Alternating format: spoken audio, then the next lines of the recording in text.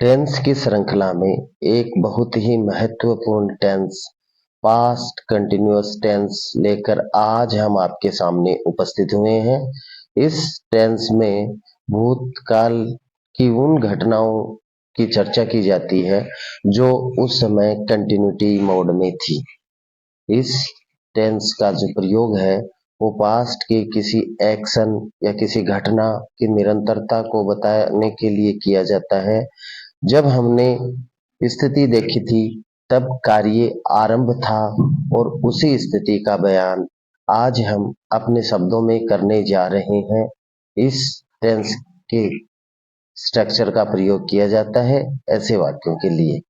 इस टेंस को पहचानने के लिए कीवर्ड्स ऑफ आइडेंटिफिकेशन जो हमें न्यूज़पेपर और समाचार पत्र कह सकते हैं, जिसे आप मैगजीन पत्रिकाएं कह सकते हैं, और प्रिंट मीडिया जहाँ पे कुछ लिखा हुआ है वो उनमें देखने को मिलता है। हमें मिलता है in that plus time, in those plus time और व्हाइल। ये तीनों वर्ड अलग अलग होते हैं। हिंदी वाक्यों के अंत में रहा था, रही थी, रहे थे आदि आते हैं। हेल्पिंग वर्ब इस टेंस की सहायक क्रिया के रूप में वाज और वर का प्रयोग किया जाता है। वाज का प्रयोग एक वचन कर्ता या सिंगुलर सब्जेक्ट जो भी आप कहना चाहें के साथ किया जाता है। हिंदी में एक वचन कर्ता, अंग्रेजी में singular subject he, she, it और कोई नाम, ये सब सिंगुलर कर्ता की श्रेणी में आते हैं। नंबर 2, वर का प्रयोग प्लूरल सब्जेक्ट या बहुवचनकर्ता के साथ किया जाता है। बहुवचनकर्ता में आई, वी, यू, दे आते हैं। मुख्य क्रिया मेन वर्ब, मुख्य क्रिया की फर्स्ट फॉर्म में आईएनजी का प्रयोग किया जाता है। आईएनजी के कारण ही कंटिन्यूटी शो होती है। आईएनजी वर्ब की फर्स्ट फॉर्म में ही लगाई जाती है, ये आप विशेष ध्यान रखें। फॉर्मूलाज ऑफ स्ट्रक्चर, फॉर्मूला भाषाओं को आपस में बदलने में मदद करते हैं। फॉर्मूलों की सहायता से एक भाषा के वाक्य को दूसरी भाषा में आसानी से बदला जा सकता है। हम हमारे हिंदी भाषा के वाक्यों को अंग्रेजी भाषा में बदलने के लिए जिन फॉर्मूलों का इस्तेमाल करेंगे इस टेंस के, वो है सिंपल सेंटेंस के लिए सब्जेक्ट, उसके बाद में वाज और वर में से कोई एक, वर्ब में आईएनजी और ऑब्जेक्ट का प्रयोग कर साधारण वाक्य बनाएंगे। नेगेटिव सेंटेंस की जब हम बात करते हैं तो सब्जेक्ट के बाद साथ वाज और वर, और इनमें वाज और वर जो भी हो उसके साथ में नोट के बाद में वर्ब में आईएनजी और ऑब्जेक्ट।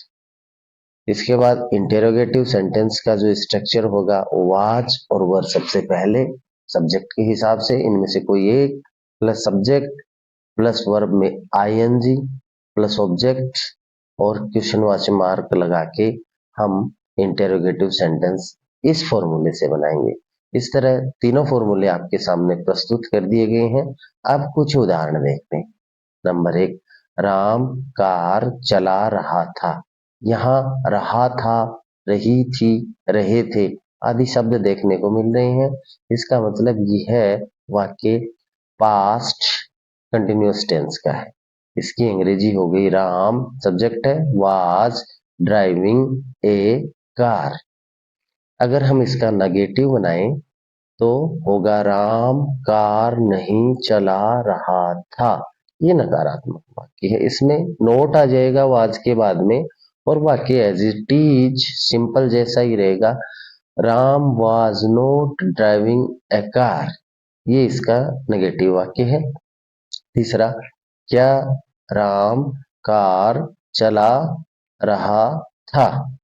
इसकी जब हम अंग्रेजी बनाएं तो होगा वाज सबसे पहले आएगा, राम और उसके बाद ड्राइविंग आईएनजी साथ ही रहती है, ए कार और अंत में क्वेश्चन मार्क और इंटेरोगेटिव सेंटेंस इसका कंप्लीट हो गया।